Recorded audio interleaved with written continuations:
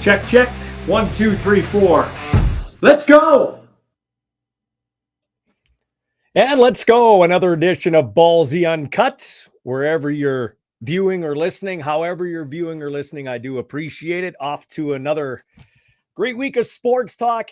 And we had a great week in the Canadian Football League. Now, this podcast covers all types of sports, all levels of sports, but we're primarily, I'd say it's about a 70-30 split, talking a lot of football and mostly the 3-down game, which is an underserved game and a great game at that, man. Like I've said many times, the best form of football in the world, on the planet. This is the best form of football right here, the 3-down game. Want to thank some of my great sponsors. District Brewing. Now, they got a couple of these on the shelves in Saskatchewan liquor store. It's Super Squeeze from District Brewing. They're fruited seltzers. You see there, mango lime. And they've got, let me just spin this around here, passion fruit lime. I've tried them both. They're both great. I'm not a huge drinker, as many of you who follow me know, but I do like to have a couple of these while I'm watching my favorite CFL game. You can pick them up in Saskatchewan liquor stores. Also want to thank the gang over at Ward Tirecraft, 101 Dudney Avenue. Tire and brake needs, ask about their payment plans, all under one roof. Great customer service. Go check them out, 101 Dudney Avenue. Michael Barth, never too early to start thinking about your winter tires, even though we're just getting into summer. But yeah, they've got for your truck, your car, your trailer, you name it. And I want to thank Dean and Nicole at Gerhardt Studios for helping me out with social media and all the stuff in behind the scenes. And they're a great gang over there, McArthur Street. All right, so let's get to it here. And I was 3-1 in Ballsy's best bets. We had Ben Hebert join me, the world champion curler, one of the greatest curlers in Canadian history, and of course, a former Regina Thunder player. His brother-in-law works for the Rough Riders in the building facilities department. Josh Shaw, who watches this show regularly, and Ben Hebert went 4-0 in the picks. First time I lost to a guest picker, so to speak. I went 3-1. It's because I thought Ottawa would beat Winnipeg on the road, but they did not. So for the season, though, a very respectable 14-6, and we'll get to more picks here on Wednesday. All right, let's get to the Ballsy Uncut power rankings. At 9, it's the Hamilton Tiger Cats. Those defensive backs are terrible. As Charles Barkley would say, terrible, just awful. I watched a lot of bad Rough Rider football growing up. It's been bad off and on over the years, but yeah, they drag you in or pull you in because they're the only professional football team in the or big time professional team in the province. But anyway, back in the late 70s, early 80s, the Riders were just bad all the way around, especially on defense. They couldn't cover anybody, and that's what the Tiger Cats secondary reminds me of. Vernon Adams Jr. had 324 passing yards and 4 touchdowns in the first half, and then he took his foot off the gas, or BC did, because I think he ended up with 385. Could have been a lot worse, maybe. Or maybe give the Tiger Cats some credit. They kind of tightened things up. But anyway, Hamilton's 9 on the power rankings. Ottawa is 8. Drew Brown goes out. He gets hurt in that game against his former Winnipeg team. Their quarterback situation up in the air. Crum came in and didn't do a bad job. It'll be interesting to see how they attack the game against Edmonton this week. But I've got Ottawa at 8. I know they've got more wins than Edmonton, but Edmonton, who I have at 7 on a bye week, the Elks have lost 4 games by a combined 17 points. They made a couple of big signings too. Sean Oakman, former Argo D lineman, is now an Elk and friend of this show, or friend of mine. I won't say the show because he hasn't been on here yet, but we're hoping to get him on Wednesday. Derek Moncrief, who was in Edmonton. So he started in Saskatchewan with Chris Jones, went to Edmonton briefly, came back to Saskatchewan, married a local girl. They had a baby from the Suds Car Wash conglomerate there. And then now he's back playing in Edmonton as he signs here. So we're hoping to be joined by Derek Moncrief on Wednesday. So I got Edmonton at 7. I got Winnipeg at 6. Chris Strevler ran for more yards than he passed for. No shock there. Bombers, I think, will eventually find their way back to a more consistent winning game once they get some guys back. And it looks like Zach Claros was at practice, and he'll be ready to go here for the Bombers this week. So I've got the Winnipeg Blue Bombers at 6. At 5, I've got the Calgary Stampeders. They had the Alouettes by the short and curlies, almost put a dent in their undefeated record in Montreal before just over 20,000 fans at Percival McGill Stadium, or whatever you call it. Dumpy Stadium, beautiful setting, nice crowd, look good on TV. But Jake Mayers regressed, and he better find out in a hurry what's wrong with his game. He slowly regressed each week. I think he only threw for 106 yards in that game. So Tommy Stevens looked good in short yardage, going around the end, rumbling down the sidelines. If you're a Rider fan, you saw that a couple of years ago when he ran for a 68-yard touchdown. Not sure about his throwing acumen, although he did complete a long pass on a 3rd and 2, but top for a long gainer to Mark and Michelle. But the former Penn State Nittany Lion, very dangerous and almost automatic, pretty well automatic in short yardage for Calgary, which is kind of an underrated skill or area of the game in the CFL game. So I got Calgary at 5. They've got Winnipeg this week, I believe. I've got Toronto at 4. They turned the football over 5 times with the against the Riders, tried to give them the game and did give them the game, but still almost won it, losing by a touchdown here at Mosaic Stadium. Cam Dukes' worst game as a quarterback. That's kind of what I thought we'd see from Dukes, closer to that than maybe in the first few games that he played. But Toronto will still be in the mix, mainly because the East is, Ottawa's figuring themselves out, and Hamilton's a dumpster fire right now. So I've got Toronto at 4, and if they can just tread water in second place till Chad Kelly comes back, maybe they can do what the Alouettes did to them last year and knock them off in an East final. So I've got Toronto at 4. At 3, I've got the Riders. They're 4-0. They're winning the games that are on their schedule. When you look at Hamilton right now, you're like, ooh, they barely beat Hamilton in week 2, handled them in week 3. Edmonton has lost to everybody in close fashion. And then the Riders took care of business against the Argos. Now, there were 3 passes that Cameron Dukes threw that he should have never thrown to Rider defenders. But that Riders defense is swarming. They are, I think, plus 10 now in the giveaway takeaway category with 4 picks and an interception. So I've got Toronto at 3. This is going to be a great matchup this week. BC home to Saskatchewan for first place on the line in the CFL West early. It's going to be great. And a reminder, we'll have the Our Balls Are Bigger postgame show after that game. I'm just nailing down my co-host for that one, but it'll be a former CFL great that will join me as they do each and every week to take your calls and your chats, text messages, the Riders and the Lions. But man, the Lions are looking spectacular. Took a while, but Vernon Adams Jr. now looks like a superstar quarterback. And I remember talking to Gary Etcheverry, the longtime great assistant coach in the CFL, and he said when the Riders had Vernon Adams Jr. as their 3rd string quarterback a few years ago, they should do whatever they can to hold on to this guy because he is going to be a star. He is going to be the guy you want to watch. And I wasn't even buying it then. But man, is that guy starting to throw the ball? He's got the right touch. He's not just running like a chicken with his head cut off. I used to say guys were running like a chicken with their head cut off, or running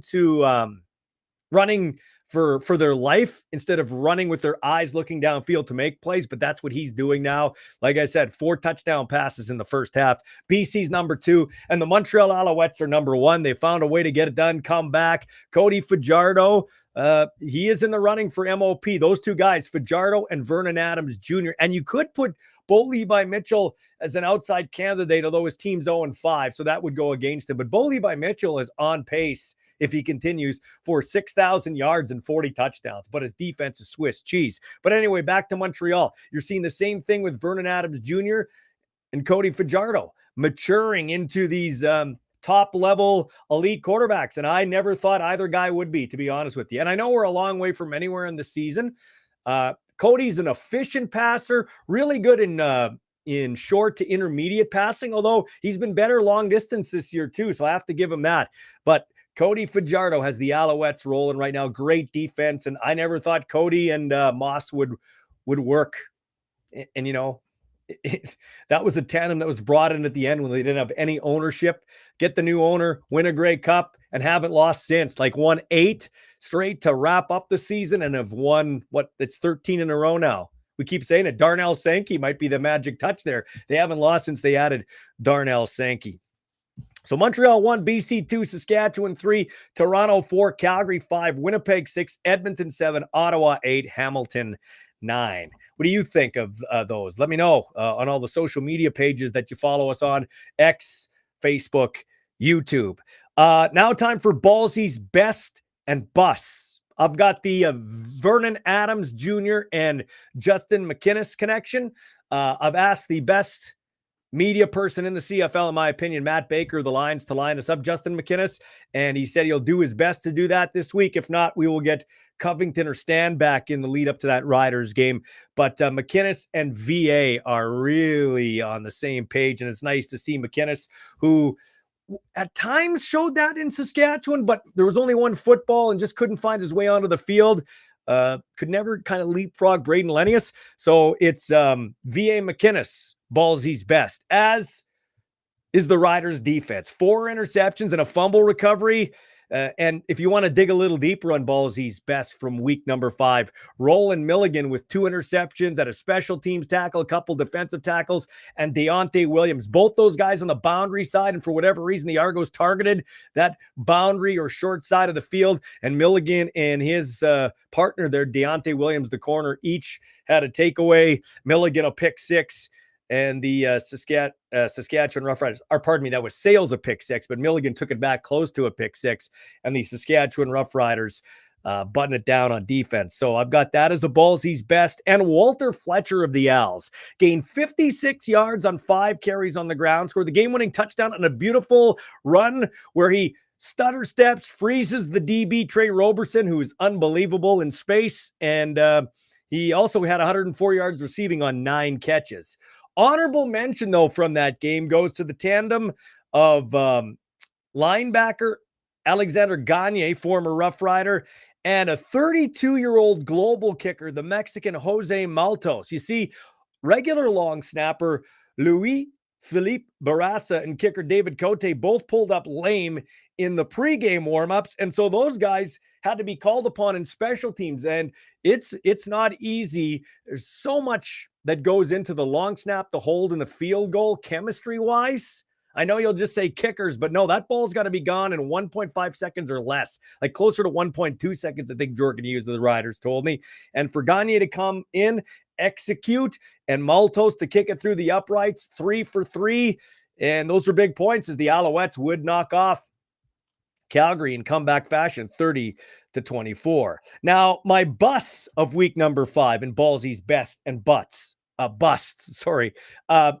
Montreal receivers running into Calgary DBs and Calgary DBs getting flagged. Now, the next night in Hamilton, crosser route from Tim White, he runs into the linebacker, Ben Hladek, and it wasn't called. Hamilton challenged, and the call up was upheld. So they said, no, that's not a penalty. But the night before, these Calgary DBs are playing zone defense, and the Montreal receivers run into them, and the Montreal receivers are benefactors of pass interference calls.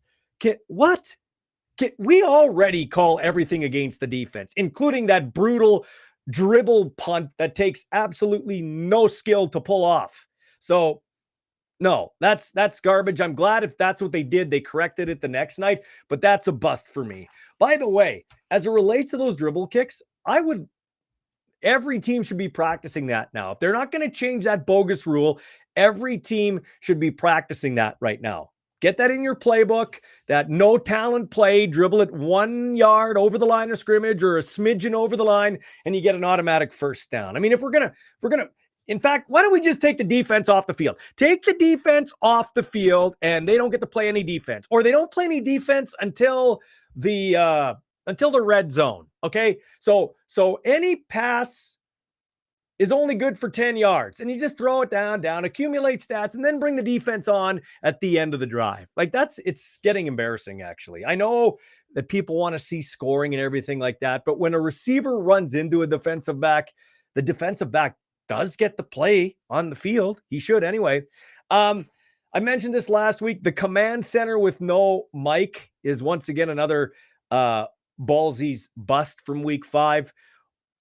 Why do we do half-ass things in the CFL? I don't know if it's TSN or if it's the CFL. I'm assuming it's the CFL. We've got a camera which takes us behind the scenes in the command center, but we don't have a mic. What's the point? Like, what is the point? Pathetic.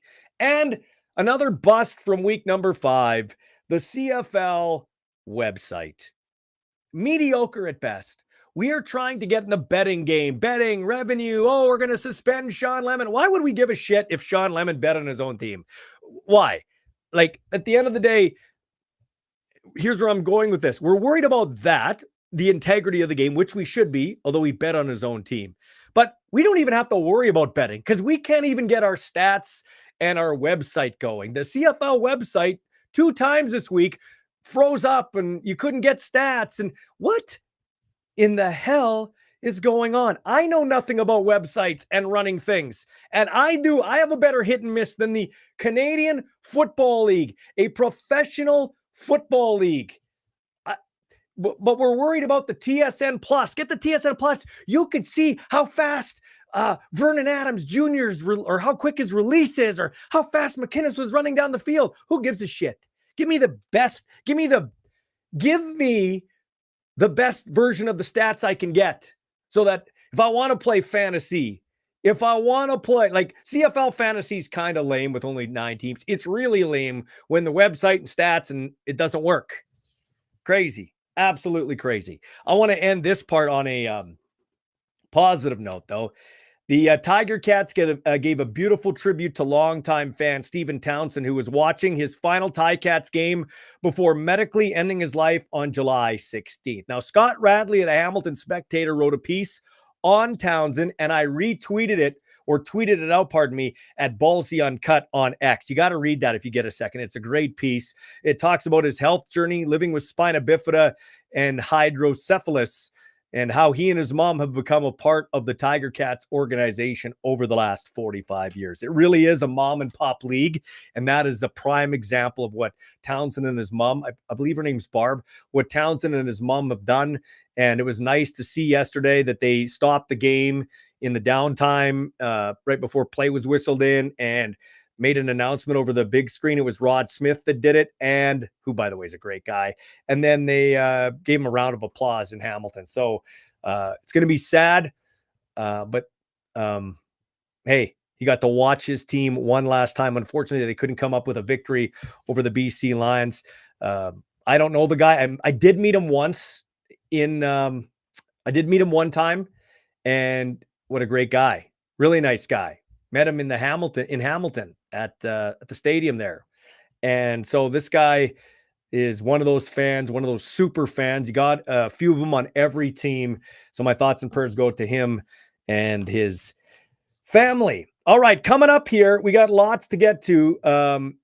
I should mention this. The Canada Cup is being played in Regina. It's U16 and U18 football players coming together. And yesterday, the U18 scores: Ontario beat Nova Scotia 58-0. Alberta over New Brunswick 22-0. Quebec pounds BC 50-19. And Saskatchewan beats Manitoba 36-7. I'll catch up with my friend Dwayne Mason, who's been coaching Team Sask for a number of years. He's the Regina Rams running backs coach. He will join us Wednesday, on the show, and we will chat about that. Major League Baseball, it's the Pittsburgh Pirates beating the Mets 8-2. Cardinals over Washington 2-0, and they're headed to the 8th inning there at last word. Couple of games in the WCBL. It's Swift Current at Brooks, Medicine Hat at Weyburn. Oh, and here's the question of the day. I want to ask you this question of the day, because I did get a chance. Like, I was watching on Friday night Ottawa and Winnipeg CFL. That kind of football always comes first for me, but I am intrigued by Copa America and, of course, Euro 2024. As my son describes it to me, Euro 2024 is a lot like, the NHL, and Copa America could be the version, if you're comparing the two, of the AHL. But it was a great, exciting game between Canada and Venezuela, and it went to penalty kicks. And guys on either team during the rounds of penalty kicks miss the net. Like they miss, the goalie goes one way, they go to kick it and miss the net. So my question to you is this. What's more embarrassing in the world of sports? Is it missing a 2-foot gimme putt to win a PGA or live tournament, or missing a wide open soccer net? We're not talking about a hockey net. We're talking about a wide open soccer net, no defenders around you. Goalie goes the other way and you kick it that way or that way and it goes over top of the net. I think missing a wide open soccer net is the most embarrassing thing. Just when you take into account all the people, because there's not that many people watching the game around you in golf. Yeah, there are people, but not, at the Masters wouldn't compare to a sold out AT&T Stadium watching Canada and Venezuela. I say it's missing a wide open soccer net. How do you do that? How do you miss a wide open soccer net? Yes, I'm not a soccer player. I couldn't play at that level, but come on, it's wide open. The guy went that way. You got it's like missing the ocean with a rock. Come on. Anyway, what do you think? What's worse? More embarrassing, missing a 2-foot putt to win a major golf championship, or striking the ball over top of the net or wide of the net when the goalie is down and out on a penalty kick? All right, coming up here, we were talking about Canada Cup. We got lots of two great chats with some great Canadian football players. In a little bit, we'll hear from Carlos McArthur. He won gold for Canada at the World Junior Football Championships in Commonwealth Stadium. He is from Regina, went to Miller, going to play his college ball D2 in the States. And we're going to talk to Theo Benedet. This guy's 6'7". He's 305 pounds. He played every game, started every game as a lineman for the UBC Thunderbirds. He's now a Chicago Bear, and he will join us next. This is Ballsy Uncut.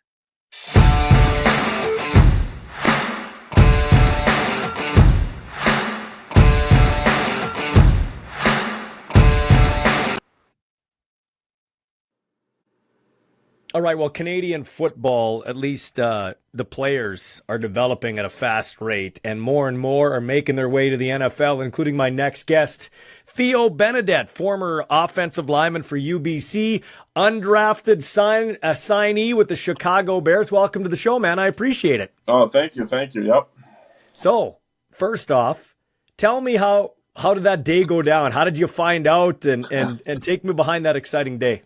Yeah, obviously it's a lot of different emotions, nerves, stress, all those things, and just watching that last day of the draft. Obviously, really excited to see Gio get picked, and then waiting because I thought I had a chance myself, and I was kind of right on the edge, and so when it didn't happen in the draft, I was obviously disappointed, and created some motivation for me, but. Then, teams obviously started calling just kind of as the last few picks started to go by, and that happens fast, right? So you get the offers and you got to make a decision, and ultimately to hear from Chicago, who I felt like I had developed a really good relationship with in the lead up to the draft, it was kind of a no-brainer for me and my agent that we thought it was the best fit. So, Theo, talk about that in the lead up to the draft and getting worked out, because Gio was getting Giovanni Manu, as you alluded to, your teammate at UBC, was getting worked out, but so were you. So what was that like, and how many teams were looking at you? Do you kind of feel like a piece of meat? You're being poked and prodded and everything like that? Yeah, it's definitely a weird process in the sense that, like you said, you're almost like a piece of meat, and they're taking all these pictures of you, like with just in your underwear and stuff, and that kind of stuff. So, yeah, but it was, really interesting, I think, and really neat, and it kind of gives you your first peek behind the curtain of what professional football is like, and what they value and what they're looking for as a player, and it's basically a series of job interviews, one after the other, and I flew to Indianapolis to visit with them. On a top 30, and then I was down in Tennessee training for my pro day, and then you have, Zoom interviews and phone interviews with most teams in the league, and then the pro day to have 16 teams there was really cool, and I think a big event just for UBC. So, yeah, it was a lot. So what's it like in terms of this job interview? How do you practice? Like, did you get any tips from anybody, Theo, Yeah. or how did that work? Yeah, I mean, it's there's parts of it you can practice for, and parts of it you can't. Like, just lucky to have some people in my corner that have been through these processes that kind of talk to me through what I can do to help myself. Obviously, I've talked a lot with Laurent Duvernay-Tardif. Mhm. Played for the Chiefs for a long time, and what it was like for him, because he basically did the same thing, just over 10 years ago. So talking to him, I mean, he just gives me a lot of advice on how do you, for example, on the pro day, how to use your nerves to your advantage, and how to do well in the interviews, and how to show kind of that you're a smart football player and that you have a good knowledge of the game. And then I talked with Chris Spencer, who is a long time offensive lineman in the NFL also, just about how to prepare for those interviews and the scheme of things. And it's just important, I think, to be prepared with almost some, not ready-made, but ready-made answers for the questions, in the sense they're going to ask you, what your favorite play is. So be ready to draw out, 3-4 plays that you ran in college, and explain them in depth and understand them in detail. So it's just being able to take things like that with me, I think, really made the interviews a lot more seamless. I like to take people behind the scenes on this show, Ballsy Uncut. So you just mentioned something there. Take me behind one of the plays you used to run at UBC that you really liked, that was a tailor made for you. Can you tell me one? Yeah, there was a couple. I mean, obviously the ones that stood out to me, we had a power play we would run, which was actually also a keeper option for Garrett Rooker, our quarterback, who's very athletic, and so I would kind of draw that out, and we'd have frontside tackle and a frontside guard come down on a double team, working across to that backside will. Then you have the guard and the tackle both pulling the guard to kick out, and the tackle through for the linebacker, and then we just deal with that backside end with the option read with the quarterback, and that I felt was really difficult for defenses to handle. And then the other one I'll talk about, we had a screenplay which I loved, with 3 Trojan, we called it. Which was just inside zone action to the left, and then I would take 3 steps and then come back out with the running back who was getting it dumped off to him. And I mean, they did a really good job of setting that up. Right, oftentimes just be one-on-one with the safety, and the back would be gone. So that worked really well for us, and I think took advantage of the motion rules in Canada really well. By the way, they kind of motion everybody to the other side of the field on that screen. So yeah, those 2. So you're 6'7", 305. That's the last measurables I've seen. I don't know if that's where you are right now after rookie camp with the Bears, and we'll get into that in a second. That's a God-given thing, okay? What's your building with feet? You have your own area code. What is though your other great attribute, do you think, or a couple of attributes? Well, I think what stands out for people watching me is probably how light I am on my feet, and how athletic I can be, and how much I can bend and be successful out of positions, body positions that maybe others couldn't. And I think the other thing, more of an intangible, I think I'm a fast learner, and I'm quick to adapt to new schemes and new techniques. And I think ultimately that's what gives you success in football, with the way that even if you're staying on the same team, coaches will roll through, and different schemes and ideas will come. So you have to be able to do that. So rookie camp, what was that like? What was your first initiation into American football? I know you played the Canadian rules, the yard off the ball. I don't know in high school if you played American rules there, but in terms of playing at the highest level, what was that like? Yeah, I mean, I think it was really positive experience. Like, the first few days were definitely an adjustment, just in the sense of, like you said, the scheme and the defenses and all the intricacies. Because obviously, just like if I was playing pro in Canada, I have to be adjusting to the speed of professional players, but at the same time also adjusting to a whole new set of rules. So, I mean, the way the linebackers are tagged in America, I think is a little different than in Canada. Like, usually in Canada, the Sam linebacker is just almost always to the field, and the will to the boundary, whereas down south that's definitely not the case. And just little things like that. Obviously, not having the yard is just a little bit different in terms of timing, and then base and the personnel. Anyways, so those kind of things were what really I think I had to kind of click conceptually in my head the first few days. And then once I was able to kind of at least start, understanding the scheme and learning the plays, it allowed me to play a lot faster. in the minicamp periods, and so that to me, I think really showed in my play. And then I'm just keep improving technically, and I think I got a lot better as a player just in those few weeks. You're an undrafted free agent, so there's that hill to climb when teams invest draft capital in a player, right? Mm. Realistically, after going through rookie camp, and you're not, you can only control what you can control. Do you feel like you belong? Do you feel like you got a legitimate chance to make this roster when we get the training camp here in Chicago? Absolutely. Like that's why I've been telling people, like, it's just, the more time I spent there, the more time I felt like, this is really, I'm at the level for me, and that I'm a player that's made for this. And so I feel really confident. I mean, but that's part of what I really liked about the Bears. I feel like I have, a real shot to make the team, and that it's in my control. And that, if I play well enough to do it, they will take me. So yeah, I feel really confident heading into camp. Awesome, man. Okay, when does camp start for you guys? July 16th. Oh, so you're just home powering down for a little bit in the Vancouver area. Yeah, exactly. So just kind of putting your feet up a little bit and resting the calm before the storm, so to speak? Yeah, I don't know how much resting I'm doing, but yes, yeah, sure. Yeah, no kidding. So have you learned, you started every game as a rookie right through UBC. Have you learned as you've gone along how to take care of your body? Yeah, I mean, it's huge. It's huge for me. I mean, it's definitely a balance in a sense where, you kind of have to have the mentality and the intensity of, I want to train like a meathead all the time to make the progress you need to reach the goals I have. But at the same time, you understand that if you do that, things will break down and you're not going to have success long term. So just finding things that have worked for me. Everybody's different. Like I'm big on the saunas and the cold tubs and all that stuff to help with inflammation. And then, as I started to go through this draft process, really kind of honed in on my nutrition and my supplementation, just understanding how those things go beyond just simple calories and how different nutrients can help your body perform. So, yeah, for sure.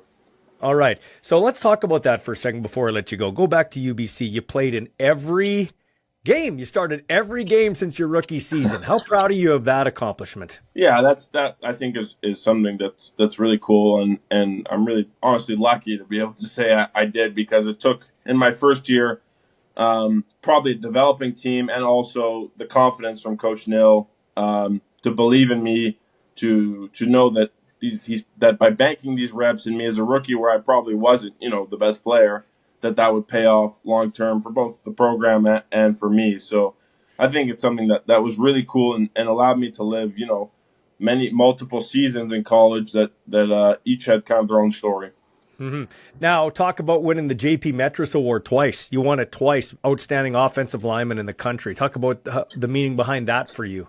Yeah, I mean, I think it was really cool, especially the first time I won it, as kind of a recognition of the hard work I had put in, and coming out of just 2 years after COVID, like where there was so much uncertainty and so much basically just training for a year. So to be able to get that personal recognition was nice. And, I to win it twice was just, I think, really a testament to our O-line room. Like, you can't have success as an offensive lineman if you don't have, 4 good guys next to you. So to win it twice, I think, is just a testament to how consistent we've been as a group, and that's really allowed me to keep playing at my best. So that COVID thing was shitty. I think it was a bit of an overreaction. Well, I don't think it was a bit of an overreaction. I think it was a big overreaction, but whatever, that's for another day. But when you look back on it now, was it better for your body? Was it better? Was it good for you to learn technique and get stronger for that year off? Like, you obviously used it wisely. Absolutely, yeah. That's part. I told teams a lot this in interviews, is that as terrible as it was not to be playing, it really just kind of gave me a built-in redshirt year in my second year, where I could just spend a whole year in the gym. Like, I came into college at 230 pounds, so just gave me a whole year to spend in the gym, working on my body, working on getting stronger, and working on getting bigger. That I think really, really helped me long term.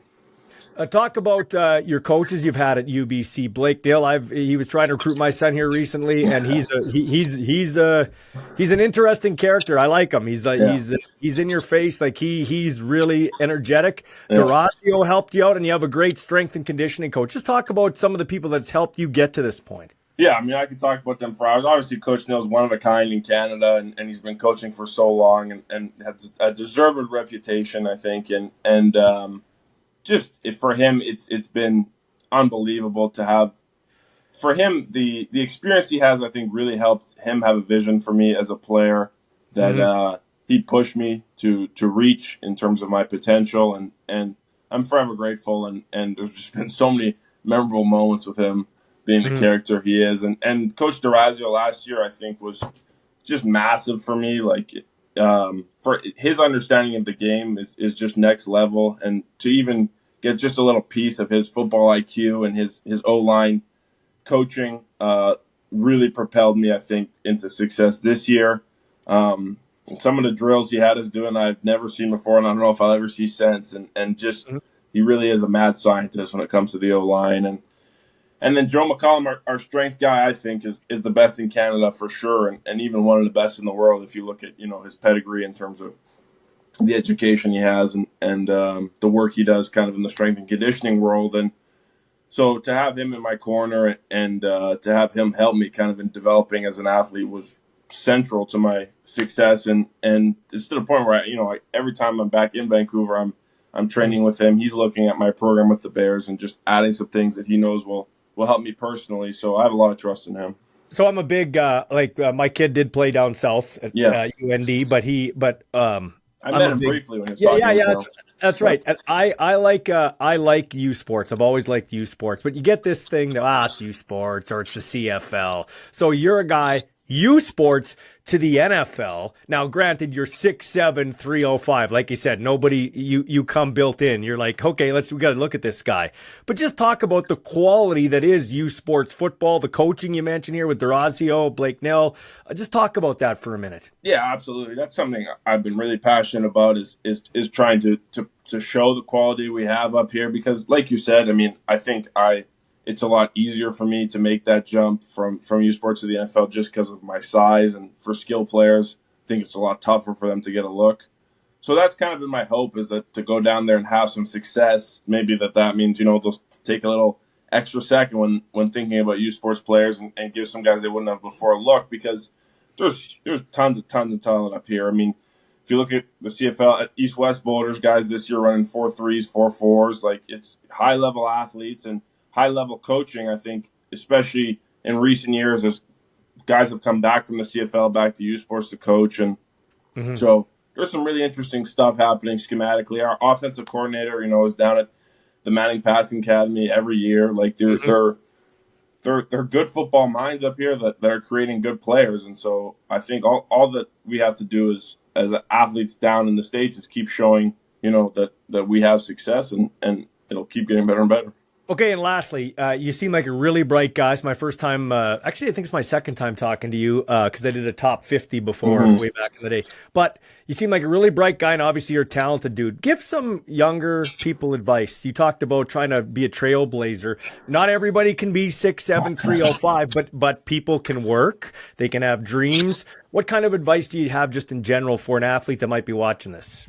I think the number one thing you have to be able to do to reach your potential is you have to be very self-critical in the sense of understanding your weaknesses as a player very well and understanding how to attack them. Like if you come out of a season, I can talk to an offensive lineman and say, I did well as a run blocker this year, but in pass protection, that's where I struggled. Okay, why was I not doing well in pass protection? Oh, it's because in my sets I'm opening my hips too early. Okay, so then figure out drills that will help you fix that, and then really attack that with great intensity. And that's I think what will propel you to success as a player.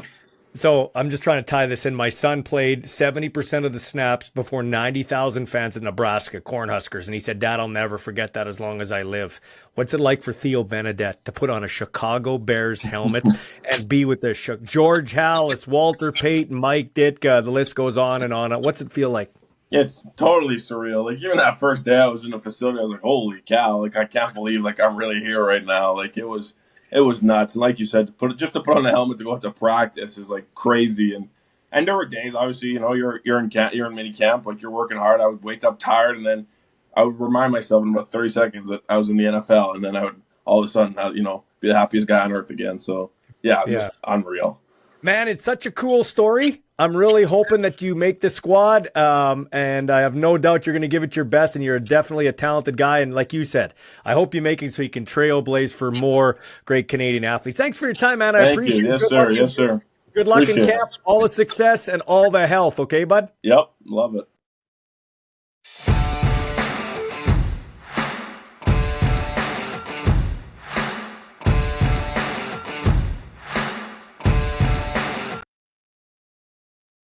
So this is the Ballsy Uncut podcast. You just saw that slide if you're watching this. The Our Balls Are Bigger post-game show. Myself and I have a rotation of former CFLers that will join me. Ben Hebert even said he'd like to do a post-game show with me. Our next one is obviously Saturday after the Riders-Lions game in Vancouver, where I'm hearing they're going to open the upper bowl and tickets are on sale for like $25 and $17. And if you're going to the game or thinking about it, they have the watermelon smashing / eating contest outside the stadium. They really are putting an effort into growing the game of football in BC. Kudos to Amar Doman. Kudos to Palado, who is doing a great job in Montreal with the Alouettes. They had a crowd of 20-some thousand. Riders had just under 24. Winnipeg, an Ophir team. I'd said Winnipeg fans come out. Oh, sure, they come out when they win, but they had 28,000, man. They hadn't won a game yet. So kudos to Bomber fans. And the other game slipped my mind. Montreal, and then Hamilton had 20,000. So not a bad week for the CFL. I think the CFL needs to, I've said this for a while, they need to market or budget, for 20,000, and anything over that is gravy. That's how they have to approach their budgets. Salaries, the whole 9 yards. That's just the way that it's going to have to be right now, in my opinion. But this is going to be a great game. Riders and the BC Lions battle for first place in the CFL's West. Major League Baseball update. Pittsburgh beat the Mets 8-2 and the Cardinals 6-0 over the Washington Nationals. WCBL action. Swift Current at Brooks Medicine Hat at Weyburn. From the Jocks in Jail file, Pittsburgh Steelers defensive back Cameron Sutton's been suspended 8 games for violating the NFL's personal conduct policy. The league announced that today. Sutton entered a pre-trial diversion program in April to resolve a domestic violence case, according to court records. He had been charged with misdemeanor battery after he turned himself into the Hillsborough County, that's in Florida, Sheriff's Office on March 31st after being wanted for weeks by police. He was with the Lions at the time of his arrest, but Detroit released him after learning of the warrant of his arrest. For his arrest. So he has been suspended 8 games by the NFL. The Pittsburgh Penguins, staying in Pennsylvania, closing in on a contract extension for franchise icon Sidney Crosby. So says Rob Rossi of The Athletic. The 36-year-old captain's entering the last season of a 12-year, $104.4 million contract that he signed in July of 2012, featuring an average annual value of $8.7 million. I watched him in Florida, and he was the best player on the ice for both teams. That was back in December. So Sidney Crosby, and he was in the Canadian locker room after they won in penalty kicks in Arlington, Texas. Gave him a pep talk after the tourney, after that game, that quarterfinal game, which was nice to see. They're off to the semis, of course, against Argentina. I don't know that they'll have a chance there, but who knows? Stranger things have happened. And in the NBA, Emmanuel Quickley and Scotty Barnes signing extensions with the Raptors. All right, so I've been asking you, what's worse? What's more embarrassing? Missing a penalty kick in a Copa America game like somebody on the Venezuelan team did and somebody on the Canadian team did, like wide open. The goalie goes one way and their kick goes over top of the net or the other way. Is that more embarrassing than missing, let's say, a 2-foot putt, a gimme putt to win a championship golf tournament, either live or PGA? Jeff says missing a soccer net for sure. Rick says, Ballsy, I watched you golf. You're an embarrassment on the course. But that's not what I asked, Rick. That's not what I asked. Tiffany says, definitely missing a 2-foot putt. That's more embarrassing. It is embarrassing, but I don't know that there's more people in the stadium watching you. But okay. Mark says missing a penalty kick for sure. And Stephanie says, Ballsy, you shouldn't be making fun of anybody. Just how about you respect the athletes? It's sports talk. I'm bringing it up, okay? God, do our feelings have to be hurt about everything? Don't make fun of them. I'm not making fun of them. I'm just saying what's more embarrassing, missing a penalty kick on a wide open net or missing the putt. By the way, did you see it was the T20 World Cricket Champions are from India, and they had their parade yesterday in India. I don't know the exact count, but I saw pictures on IG, and there had to be 1 million or more people. The parade route, barricades knocked down, cars damaged, sandals left on the street. They take their sport seriously, their cricket seriously over there. Actually, locally in Regina, I heard like a couple of years ago, they had 20 cricket teams. And now 2 years later, they're up to 75. So even locally here, it's growing big where I'm living. All right. On the other side, we are going to hear from a guy that won a gold medal with Team Canada at the World Junior Football Championships, the Under-20 Championship in Edmonton at Commonwealth Stadium. He comes from Regina, and this guy he knows what it's like to win a championship. We're going to see all his rings coming up here. All right, that's our next guest, Carlos McArthur, Ballsy Uncut. What's up, guys? Nathan here from Boys Next Door Window Cleaning. Today we're out at Katepwa Lake doing some deluxe window cleaning on a beautiful cabin here. We just finished up the windows, so now we're getting started on this Suncoast sunroom. Just a screen enclosure today, so just cleaning the screens. Landon's outside doing the scrubbing. I'm inside scrubbing as well, and then we're going to rinse them off, put some sealant on, and they're going to look great. So tag along and check it out.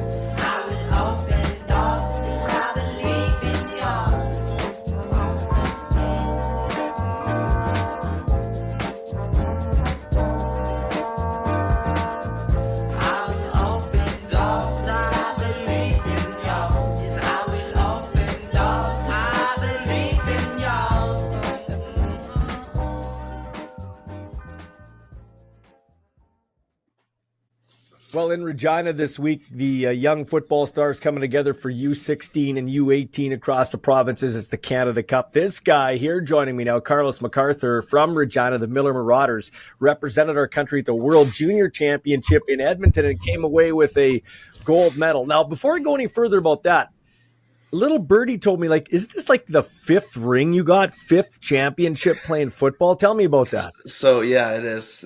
Speaking of the matter, I actually do have all my rings here. Oh, pull them out. Let's see them. So I've got, this was the very first provincial ring. I don't know if my camera's good enough. Yeah. For that. And then second. Yeah. Looks good. Nice. Third provincial ring. Yeah, 3. Yep. And then I was fortunate enough to be on Team Sask when we did win 2 years ago, so I've got that ring as well. Nice. It's a nice little three-peat ring. Yeah. So I was a part of technically 3 three-peating teams now, because I three-peated at provincials. The year I won with Team Sask was our three-peat year, and then just won with Team Canada, in which it was a three-peat year as well. So does it get boring to win all these times? No. You can never get enough of winning.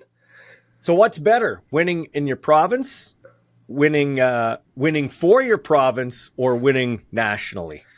I mean, that's, I wouldn't even say that's much of a comparison. Obviously, representing your nation, your flag, you've got your country on the front, family on the back. That's just, it's a different level of joy. Yeah, man. So tell us about that experience, slapping on a jersey representing your country and winning for your country. Not a lot of people get to do that in any level in any sport. No, 100%. It is a once in a lifetime opportunity that you won't get really elsewhere, especially, let alone, winning. Just being able to represent your country is something that you're not going to be able to get just here and there. But the tournament was amazing. We had great hosts. Hotel was amazing. Our coaching staff is just beyond believable. We had everything was prepped and taken care of us. We literally just had to show up and play. Now, talk to me about what's it like to be on the end of. You've had some dominating teams at Miller, okay? You played for Saskatchewan, like you said, but you've never dominated a team like 19-0, like you beat Brazil. When we played with Brazil. So what was that like, though? Like in terms of taking your foot off the gas, and was there a sense of rubbing it in? How was it after the game? Well, so we beat Brazil 110-0. Or but it was they were. You're playing at the international stage. You don't want to show pity to guys because that's kind of just like a pity party. You don't nobody wants that. Yeah, we don't want because we played simple. We just played football. We kept our playbook limited because we didn't want to show. So it simply came down to every time we touched the ball, our players just made plays. We weren't running anything extravagant to make stuff happen. It was just happening. But and how did they take it? Oh, all credits to them. They were amazing about it. They embraced it. I actually had a good 15-20 of the Brazil guys come talk to me after the game, follow me on Instagram, all that. So I've actually built some relationships with some of the guys out there. But I have a video from after the game because we had to take an LRT to and from the stadium. So after the game, we were all waiting for the LRT to show up, just blasting music, vibing out. It was just a great atmosphere. Yeah. Talk about that, because wins and losses, they come and go, but it's the relationships and everything. When you ask guys whether it's pro or whether they're done playing amateur, what are they going to miss? They say they miss the locker and they miss their buddies. Absolutely, yeah. No, it's just a camaraderie. These are some of these guys that I would never have expected to meet, but now I've got them. I talk with them on a daily basis, or I just simply play some video games with them. They're just a bunch of guys. You're always going to know them now. It's awesome. Whether you don't see them for 10 years, you'll feel the same. Did you have any friends on the team before you got on Team Canada, or is it just all new guys you met? So unfortunately, because Team Canada had 2 teams, due to Mexico pulling out, and I was the only SAS guy to make Team Canada 1. So I didn't know anyone on the team prior. I knew of kind of a couple of guys from Alberta because I played against them with Team Sask. So that's kind of what I was going based off of. Yeah. So I want you to bring up a couple of the coaches that have helped you over your career. One guy that's helping me out on my Our Balls Are Bigger post-game show is a friend of mine and a sponsor, Kevin Payson. And I know he has helped you as a coach. Talk about Kevin. Talk about some of the other coaches that have helped you get to where you are today. Goodness. Kevin has been amazing. Simple as that. He's been my high school coach for the entirety of high school for myself, and then he coached with me as I played for Selects, South South Selects. And wow, it's not everybody's blessed to have a coach that actually played and succeeded at that level that he did. So my main coaches have been him, and then Greg Nesbitt through Selects as well. He's currently the D-line coach at the U of A, but those two are just at this point in their family. It's just been a great time. I've worked with them for 7 or 8 years. So I literally everything I come from I know how I play has been mentored by those two. So, talk to me about where it goes from here now for you. Where are you going to play your post-secondary football? So I was blessed with the opportunity to go play NCAA. So I'm going to be playing at the Division II school, Northern State University in South Dakota. Just what happened to work out best for me. That's opportunities I was given. I had a few other offers, but this one just felt like the best opportunity. So you ran out onto the field at Commonwealth Stadium where so many great Eskimo teams played. They've kind of fallen on hard times there, but does that whet your appetite to play professional football? Is that a goal of yours? It does, especially like that atmosphere there was great, and we weren't even close to filling the stadium. Mm-hmm. Filling a stadium of that caliber with people, it would just, that would be unreal to play at. That's awesome, man. Hey, slap those rings on. Can you slap those rings on your finger there? I can indeed. Let's put that up here to end this interview, man. And you're a young guy. There might be young people watching this. Any type of advice you have for kids on their football journey? Man, it's a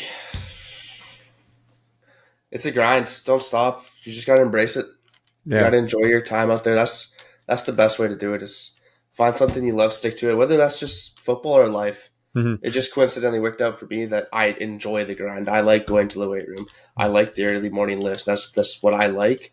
So it's just worked out. It's going to give you a life. That's just how you got to embrace the entirety of life. Yeah. Zelko Stefanovic, his wife Deb, out the Selects program. They've been a big big supporters of mine. I've been big supporters of theirs. Just give a shout out there because they have afforded opportunities for kids to play football year round here. We're in a winter climate, man.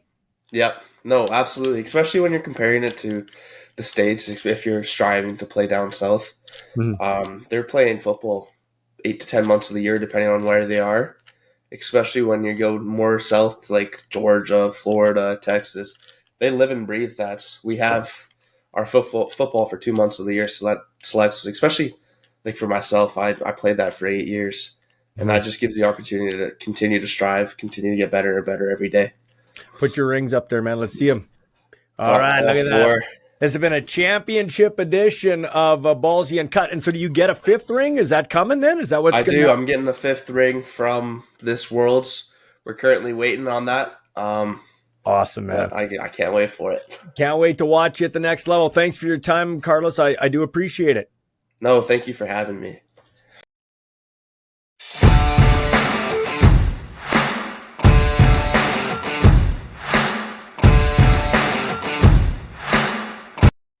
All right. Thanks to Carlos McArthur. If you missed any of this show, you can get it in podcast form wherever you get your podcasts. Please like and review the podcast and tell all your friends. And if you're out spending money, because these companies are supporting this startup podcast, which is aimed at helping preserve and grow the game we love. If you love the 3-down game, but all sports, we're going to talk all sports on this show.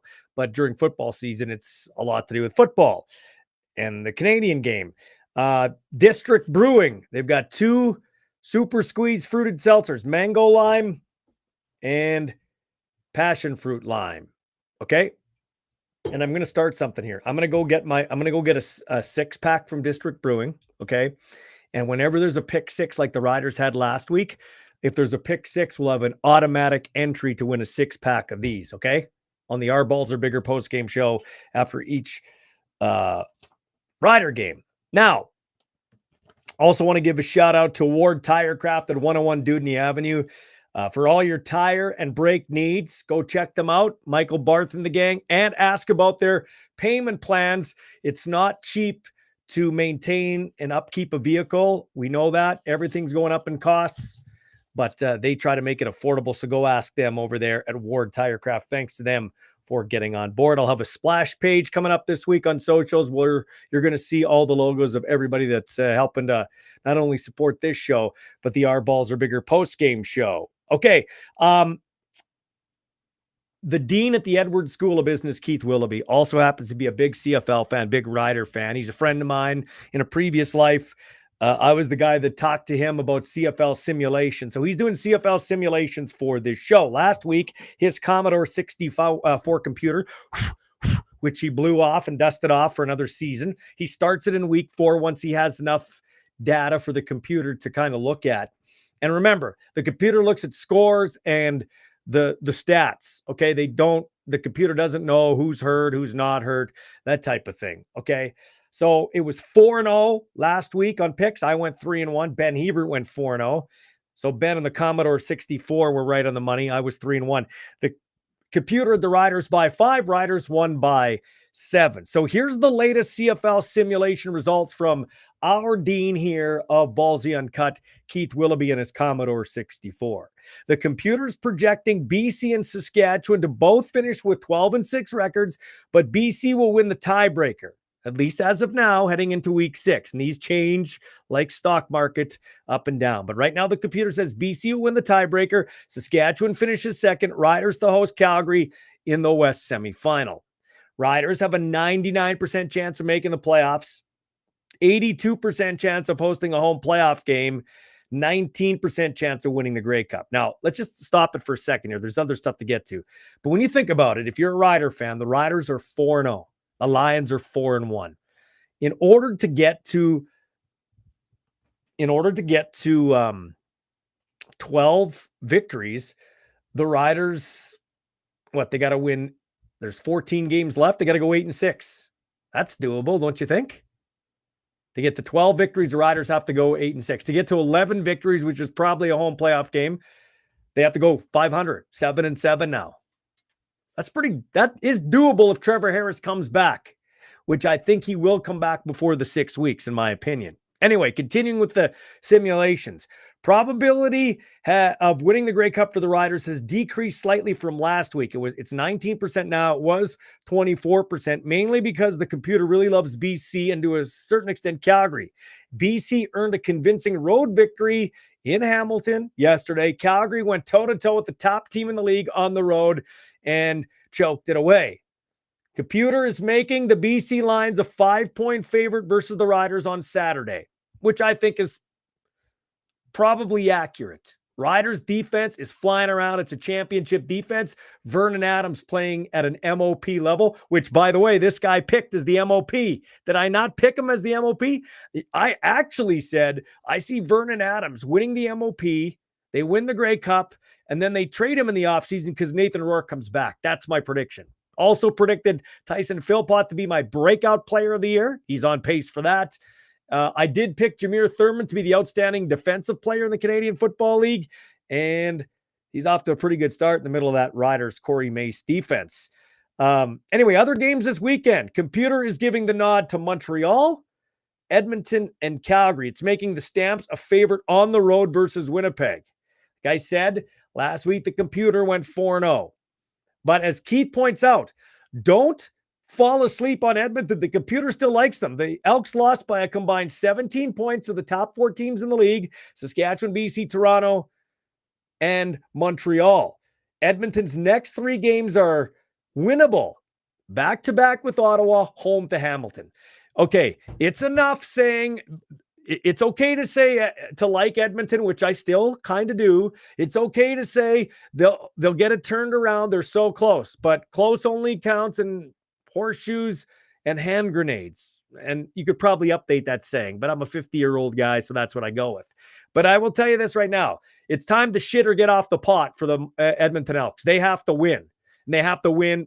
I would say all 3. You got to beat Hamilton. They're a dumpster fire. And you got to beat Ottawa twice. They haven't quite figured out their quarterbacking situation. Who knows about Drew Brown? You got McLeod Bethel-Thompson. You paid all that money to bring him in.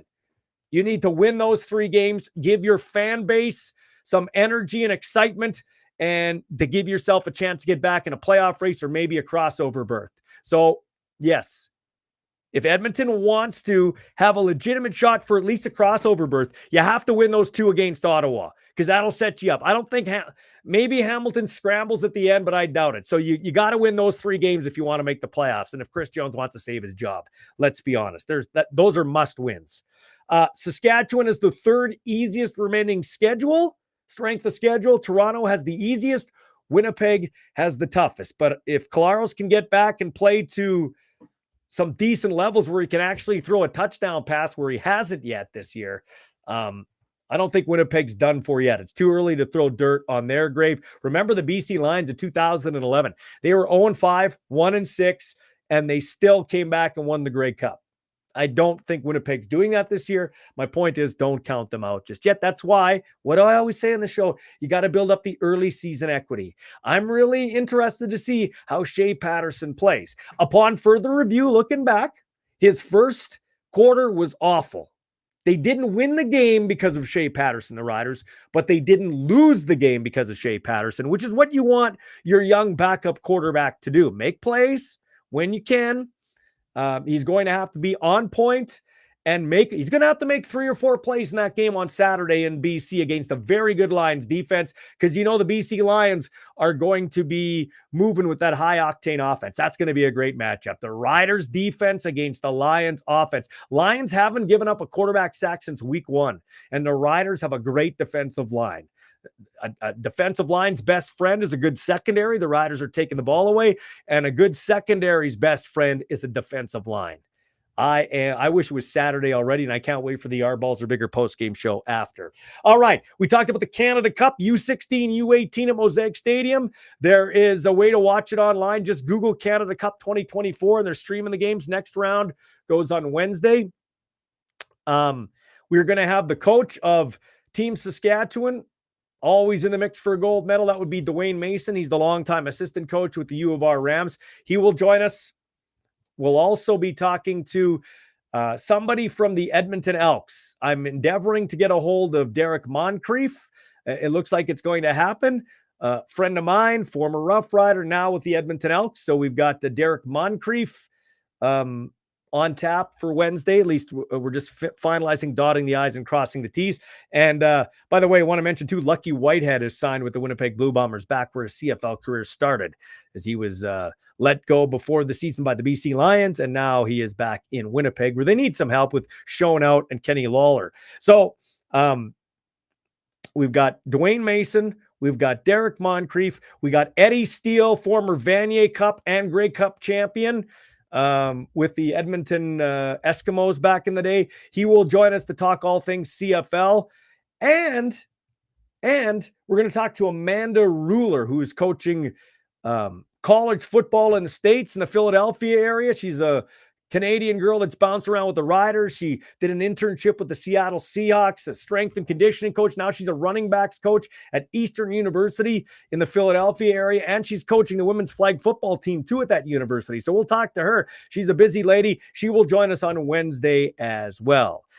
Like I said, you can get this in podcast form, Ballsy Uncut, or you can watch it again and replay at Ballsy Uncut on YouTube, Facebook, and X. Tell all your friends, and when you're spending money and you want to drink, get a seltzer, Super Squeeze Seltzer, District Brewing at Saskatchewan liquor stores. Need tires, go to Ward Tire Craft. And can't wait to talk to you again on Wednesday.